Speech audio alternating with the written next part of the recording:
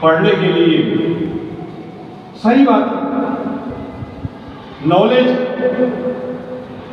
पढ़ने से होता है और नॉलेज कहीं जा करके देखने से होता है। उसी का एक पार्ट प्रैक्टिकल भी है। और अगर ब्रॉड सेंस में देखोगे तो पूरे यूरोप में जो मीडिएवल फेज था उसको बोला गया एज ऑफ डार्कनेस। लेकिन वहां चेंजेस कैसे आए?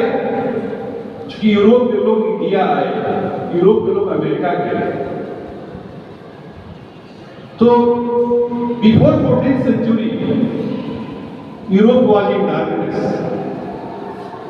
and 15th and 16th century were known as age of adventure।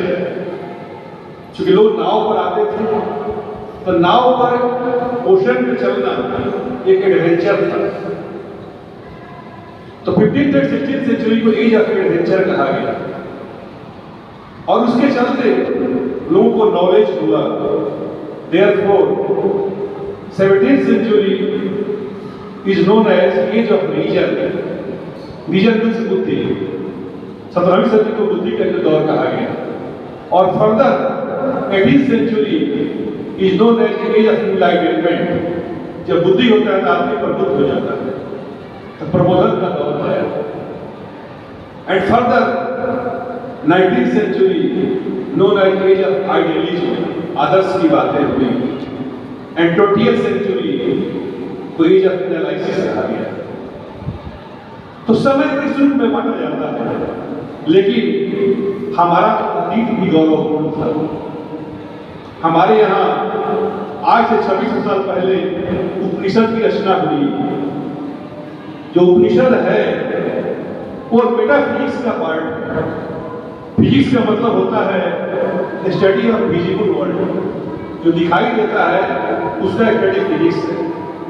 लेकिन मेटा जो वर्ड है इसका मीनिंग होता है आफ्टर। जो नहीं दिखाई देता है उसके बारे में जानना है।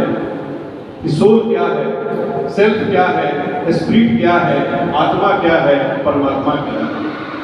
तो सेल्फ, सोल, स्पिरिट के बारे में जानकारी मिलती है उपनिषद में।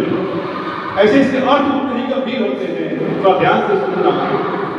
उप का अर्थ समीप होता है, नी का अर्थ होता है ध्यान पूर्वक, और सद के 4 अर्थ होते हैं। अविद्या को नाश करना, ब्रह्म विद्या को प्राप्त करना, तजन्य दुख आदि को शिथिल करना और बैठना। तो गुरु के समीप बैठ करके उस अवसर के विद्या को पाना ये उपनिषद का अर्थ है। और उस तरह का कोई भी टेक्स्ट पूरे वर्ल्ड में नहीं है। तो ये हमारा कल्चरल एसेट है।